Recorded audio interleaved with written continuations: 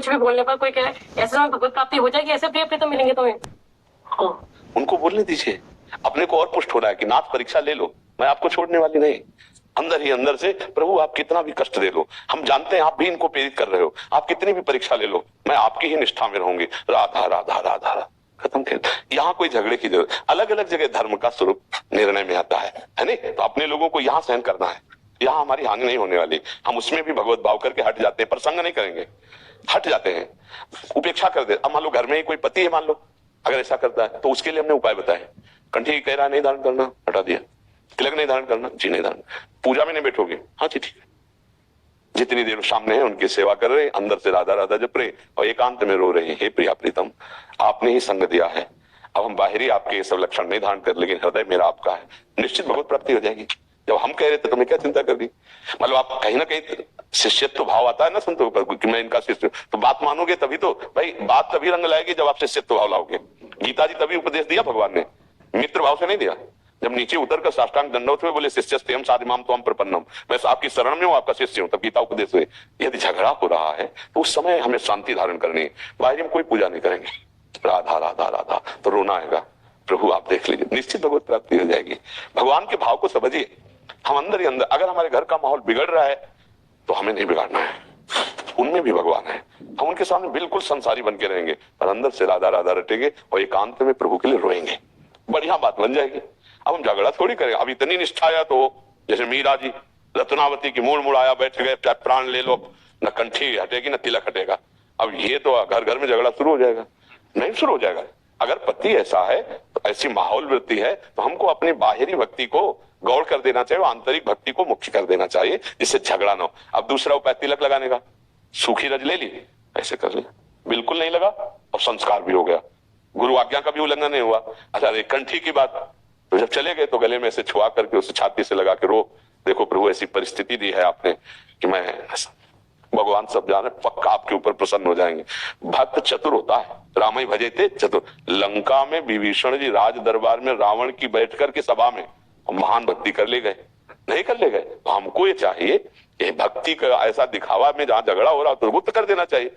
झगड़ा हो रहा हो तो हमें लगता है कि भक्ति मंडन करना सिखाती है, खंडन नहीं। भक्ति एक प्यार है, भक्ति एक समुद्र है जो सबको समा लेती है। अगर हम सही ढंग से चलेंगे ना तो सामने वाले का परिवर्तन होगा होगा, पक्का होगा। भक्त का संग करने वाला भक्त ही होता है। आप पत्नी हैं और आप भक्त हैं, वो कितने दिन अभक्त रहेगा? आपके संसर्ग से उसका परिवर्तन। कितने ऐसे अभक्तों के चरित्र आए हैं जो पत्नी के संसर्ग से पत्नी से ज्यादा भगवान के भक्त बन गए, ऐसे कितने उदाहरण आए। एक अंगद जी नाम के महापुरुष हुए हैं, बहुत बड़े भक्त हुए हैं, उनका भतीजा राजा था, उनको बिल्कुल किसी साधु महात्मा भक्ति भगवान कोई मतलब नहीं, 100 का 100%। अब उनका जब ब्याह हुआ तो उनकी पत्नी बहुत ही सुशील और गुरु किए हुए और रात दिन भजन में लगने वाली। देखो भाग्य की बात देखो, जब उस घर में आई तो कहीं ठाकुर सेवा नहीं, कहीं कोई भगवान नाम नहीं, कोई बिल्कुल विलासितापूर्ण जैसे राजाओं के होते हैं।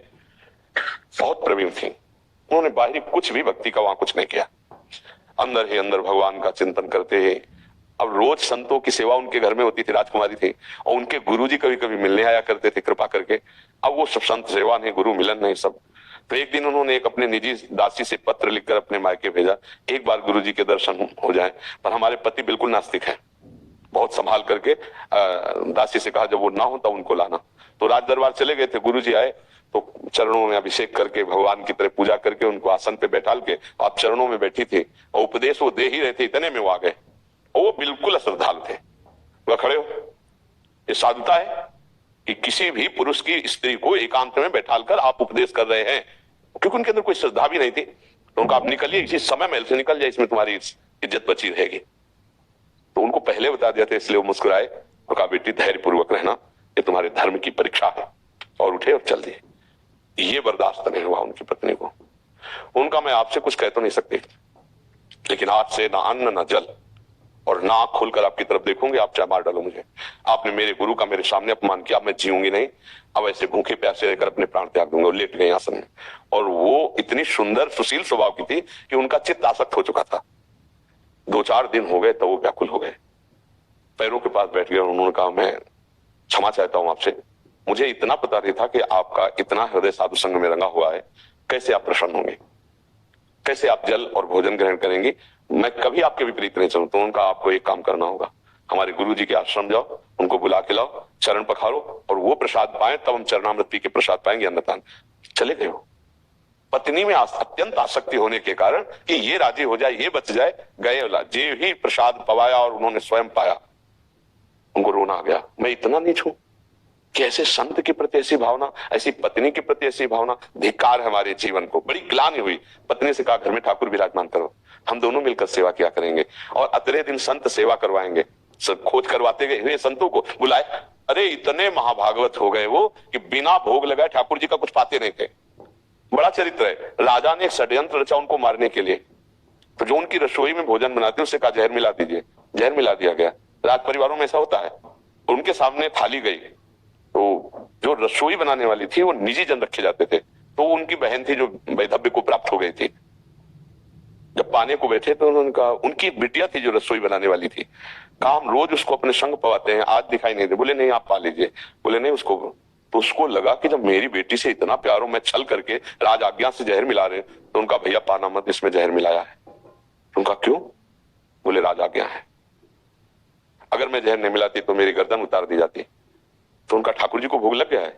उनका हाँ। बोले अब नहीं छोड़ूंगा। ठाकुर जी का भोग लग गया, अब नहीं। वही जो इतने नास्तिक स्वभाव पहला था, उन्होंने पूरा सब पा लिया, कुछ भी नहीं हुआ, कुछ नहीं हुआ। उसमें भक्तमाल जी में है चरित्र अंगद जी का, कुछ नहीं हुआ। बड़े महापुरुष हुए, आगे चलो बड़े महापुरुष हुए। तो हमें लगता है कि यदि हमारी भक्ति शुद्ध है तो परिवर्तन तो परिवार का निश्चित हो जाएगा, आज नहीं तो कल। हमको द्रोह नहीं पैदा करना चाहिए, हमें अपनी भक्ति अंदर से बढ़ानी चाहिए, भगवान से प्रार्थना करनी चाहिए, तभी मंगल होगा। जी।